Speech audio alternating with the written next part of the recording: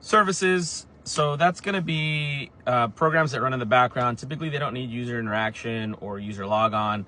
It will be things like your printer spooler, which runs for your printer. You have Windows updates, your antivirus, that kind of stuff. And you can see your services that are running in the task manager.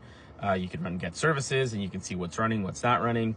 And that will kind of give you an idea of what you have going on there. And so they are a little bit elevated, but we're not talking about the elevation part. We're going to talk about the service part.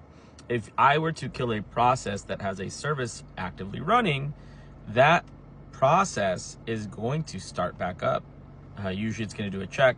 That service is going to do a check. It's like, hey, am I running? No, start it back up. And I've seen this happen before many times with malware, where a young analyst will go in and they'll stop or kill the process, but then they didn't kill the service.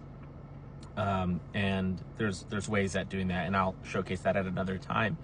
But that's so now I've covered and talked briefly about scheduled jobs, scheduled tasks, services, and registry keys. So let's get into the account creation part, right? That one's pretty easy to understand, in my opinion. Alrighty, so account creation is pretty self-explanatory, right? A threat actor, like I said earlier, once they have access, they create an account and they can get back into it. This can be kind of easy to alert on. However, it can be very noisy depending on the size of the company. The larger the size of the company, the noisier it is. Let's say you work for a Fortune 500 company. Let's say you work for Google. I'm sure they're constantly hiring people. I'm sure they're also constantly firing people. But because there's constant movement, having an alert for a new user account is kind of very noisy, and it's going to overwhelm your SOC or the analysts.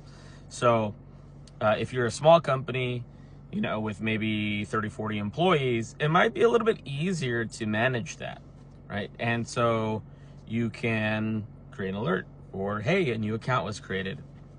But the best thing you can do is limit who can create accounts. You don't want just, a random person to be able to create an account just because of whatever reason. So you want to limit it. You want it to be specific IT admin people, and maybe you have that limitation to certain times, right? Maybe they have to activate a role or activate that permission. They don't have that permission at all times. So there are certain ways that you can take steps to prevent unnecessary,